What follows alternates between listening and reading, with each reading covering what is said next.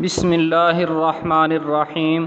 سورۃ الناس کی تلاوت، پھر لفظی ترجمہ، پھر با محاورہ ترجمہ اور کچھ تفسیر۔ اعوذ باللہ من الشیطان الرجیم، بسم اللہ الرحمن الرحیم۔ قل اعوذ برب الناس ملک الناس الہ الناس من شر الوسواس الخناس الذی یوسوس فی صدور الناس من الجنۃ والناس۔ قل کہہ دیجئے، اعوذ میں پناہ میں آیا، برب الناس لوگوں کے پروردگار کی، مالک الناس لوگوں کے بادشاہ کی، الہ الناس لوگوں کے معبود کی، من شر الوسواس وسوسہ ڈالنے والے کے شر سے، الخناس جو چھپ جائے، الذی وہ جو یوسوس وسوسہ ڈالتا ہے، فی صدور الناس لوگوں کے دلوں میں، من الجنۃ والناس خواہ وہ جن ہو یا آدمی۔ سورۃ الناس میں اللہ تعالیٰ نے اپنی 3 مبارک صفات کو ذکر فرما کر شیطان کے شر سے پناہ مانگنے کی تعلیم دی ہے، جو شر تمام گناہوں کا سبب ہے۔ ان 3 صفات میں سے پہلی صفت رب الناس، رب کا معنی پروردگار، رب الناس لوگوں کا پروردگار، رب لوگوں کی ہر حال میں اصلاح کرنے والے اور پالنے والے کو کہتے ہیں۔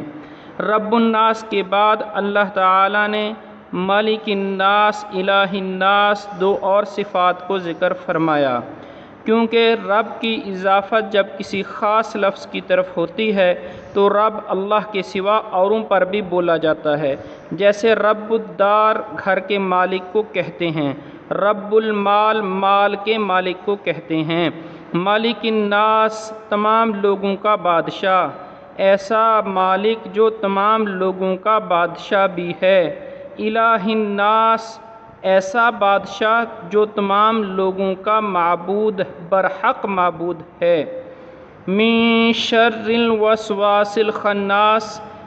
اس آیت میں شر کے معنی وسواس اور خناس ان تینوں لفظوں کے معنی پہلے الگ الگ ہمیں سمجھنے ہیں۔ لفظ شر مصیبتوں اور آفتوں کو کہتے ہیں، اور وہ اسباب جن کی وجہ سے مصیبتیں اور آفتیں آتی ہیں، ان اسباب پر بھی لفظ شر بولا جاتا ہے، جیسے شرک اور تمام گناہ کے کام، اور وہ کام جن کی وجہ سے انسان کو اللہ تعالیٰ سزا دیتے ہیں دنیا میں اور آخرت میں، ان تمام چیزوں پر شر بولا جاتا ہے۔ الوسواس یہ مصدرہ ہے، اس کا معنی وسوسہ ہے۔ شیطان تو وسوسہ ڈالنے والا ہے، شیطان کو یہاں پر وسواس مبالغتاً کہا گیا ہے، گویا کہ وہ سراپا وسوسہ ہے۔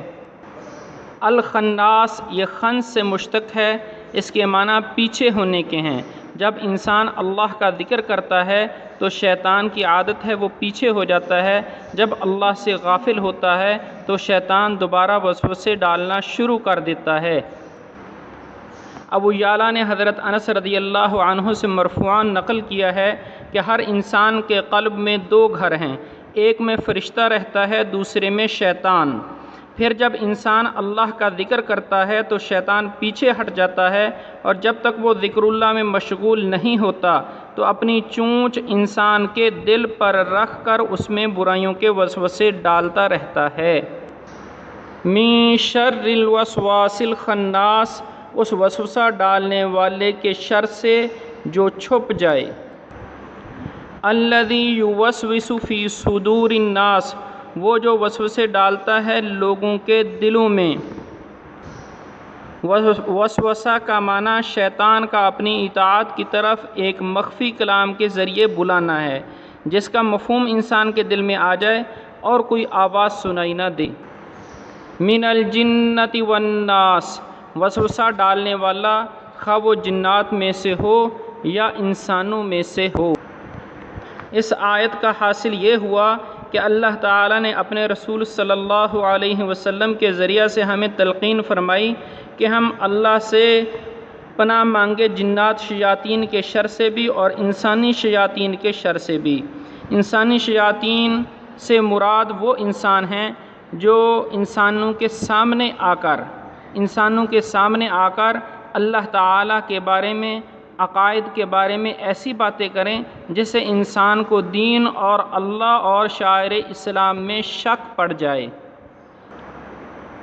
شیخ عز الدین بن عبدالسلام نے اپنی کتاب الفوائد فی مشکلات القرآن میں فرمایا کہ انسان کے شر سے مراد خود اپنے نفس کا وسوسہ ہے، یعنی وہ انسان بھی مراد ہیں، والناس سے مراد وہ انسان بھی مراد ہیں جو عقائد کے بارے میں انسان کو شک و شبہات میں ڈالیں، اور انسان کا اپنا نفس بھی مراد ہے۔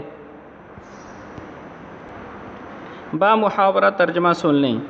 آپ کہہ دیجئے کہ میں آدمیوں کے مالک، آدمیوں کے بادشاہ، آدمیوں کے معبود کی پناہ لیتا ہوں وسوسہ ڈالنے والے، پیچھے ہٹ جانے والے شیطان کے شر سے، جو لوگوں کے دلوں میں وسوسہ ڈالتا ہے، خواہ وہ جنوں میں سے ہو یا آدمیوں میں سے۔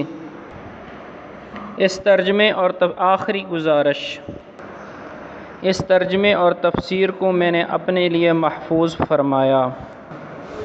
ہمیں علماء کی مجالس میں جانا چاہیے اور ان کی برکات کو حاصل کرنا چاہیے۔ بڑوں نے کیا خوب فرمایا، کتابیں تو لفظ سکھاتی ہیں، آدمی آدمی بناتے ہیں۔ اللہ نے توفیق دی اور زندگی رہی تو انشاءاللہ سارا قرآن ترجمے اور تفسیر کے ساتھ انشاءاللہ محفوظ کریں گے۔